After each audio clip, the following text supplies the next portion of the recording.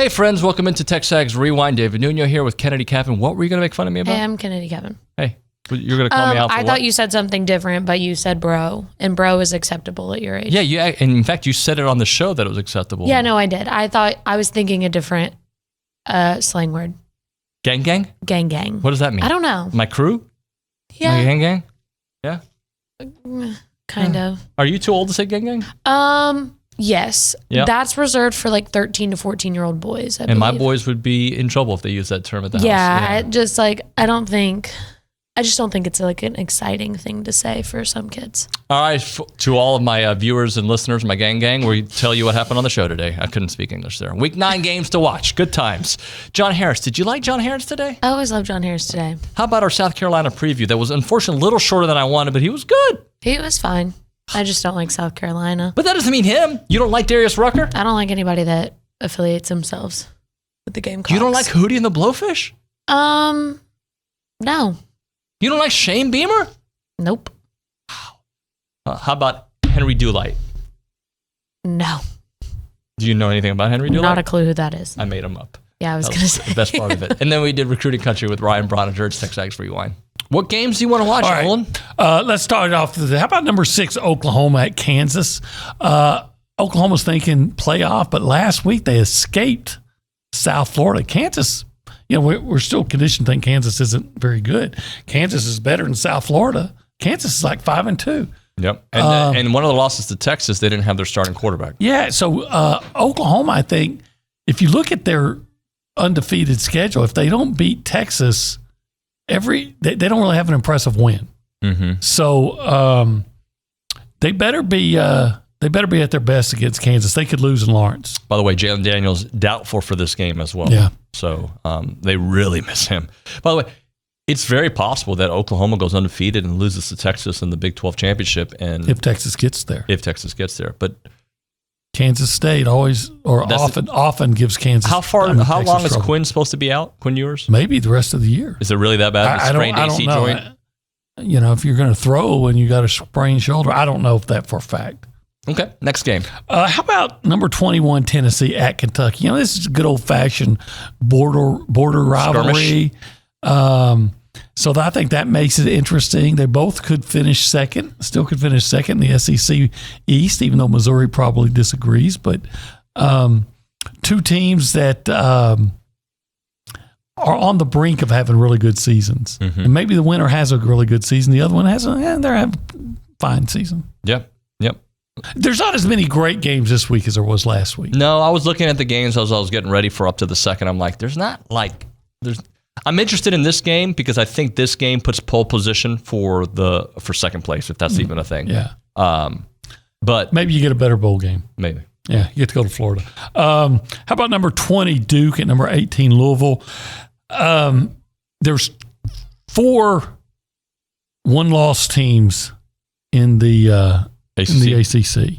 So the winner kind of still stays alive in the hunt for the ACC championship game to play Florida State again. But obviously, they're both ranked, so they're both pretty good. At home, there's no reason for me to believe, other than I'm an Aggie and I have apathy at times, that A&M should lose this game.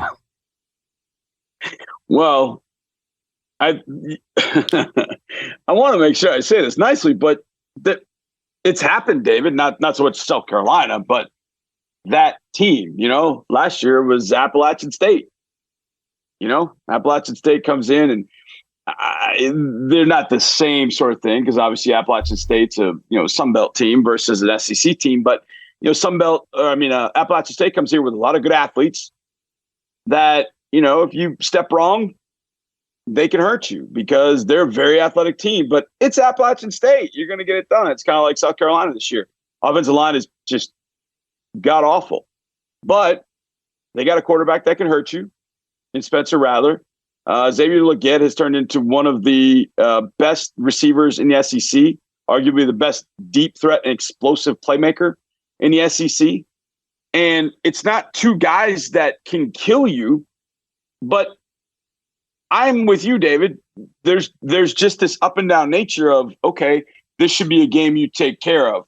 Take care of business and start getting yourself ready to go to Oxford for what I think going to end up being 3 of the most important 4 games that Jimbo is going to coach at Ole Miss and then home Mississippi State.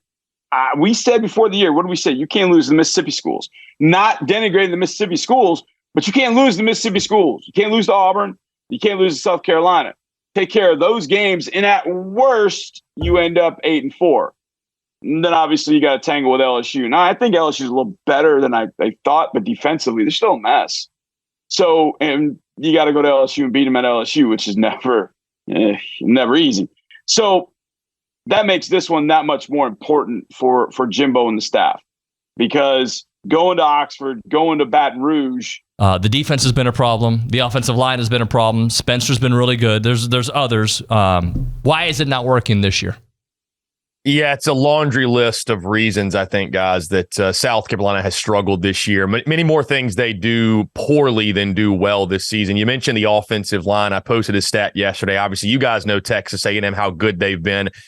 Getting after the quarterback, tied first in the country in sacks. South Carolina offensively ranked 127th. They've allowed 31 sacks this season. So they've dealt with a slew of injuries at the offensive line position. I mean, up to 8 or 9 offensive linemen they've had out. Shane Beamer's mentioned they've pulled in some tight ends this week to play tackle, to be on their scout team, what have you. Like, they don't even have a second team offensive line right now. So offensive line's been a big problem. Spencer Rattler, give him all the credit in the world, has tried to combat that and has played really, really good football under duress and under those circumstances. Then you mentioned, Dave, defensively, it's just been bad. If it's not one thing, it's another for the Gamecocks defense. It seems as if when they sell out to stop one thing or another, the other falls flat, right? They sell out to stop the run, the opponent's hitting big plays in the passing game. They sell out to stop that pass, they're giving up over 200 yards on the ground. So I'm not exactly sure where the answers come, if there are any. I think South Carolina's in a position where if they're going to win ball games down this stretch, they're going to have to outscore their opponents, because you look back over the history, first 3 years of Beamer, they haven't held many Power 5 teams to under 30 points. So I would expect a higher scoring game, especially from the Aggie side of things on Saturday. But it's been a slew of issues, guys. And like I mentioned too, Dave, injuries. I mean, your top target, Juice Wells, has been out practically the entire year. Injuries across the offensive line, on the defensive side as well. So again, for the Gamecocks football team this year, if it's not one thing, it seems like it's another. But regardless, you got to win the games to at least have that conversation.